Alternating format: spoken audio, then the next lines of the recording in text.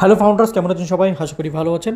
Founders, আজকে আমি just Victoria ash নিয়ে বেশি কিছু আপডেট বলবো না, কারণ বেশি কিছু বলার আমার কাছে নেই। আপাতত কোনো আপডেট নেই আমার কাছে। আপডেট একটাই আছে যে সবাই কেওয়াইসি করছে, কারো কারো সমস্যা হচ্ছে, কারো কারো হচ্ছে না, সবাই করে নিতে পারছে। এবং প্রায় 5 লাখের উপরে মেম্বার অলরেডি সিস্টেমের সাথে ভিতরে জয়েন করে গেছে।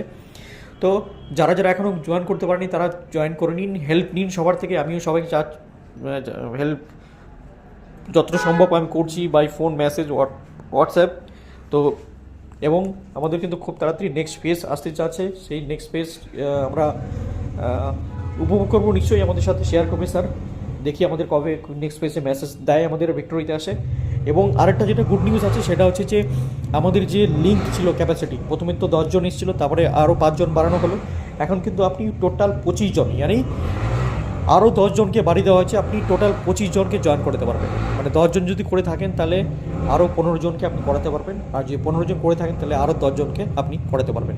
তো এটা কালকে একটা মেসেজ এসছে, এই মেসেজ যারা যারা দেখেননি তারা দেখে নিতে পারেন কি আরও ম্যাক্সিমাম ক্যাপাসিটি করে দেওয়া হয়েছে যাতে সবাই কেওয়াইসি মানে জয়েনিং করাতে পারে।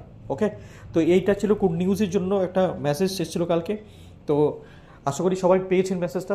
তো আমার একটু দিতে লেট হয়ে গেল। তো সবাই ভালো থাকবেন, কেওয়াইসিটা যত সম্ভব করে নিন, এবং আমরা নেক্সট ফেজের জন্য সবাই তৈরি থাকবেন। Thank you so much.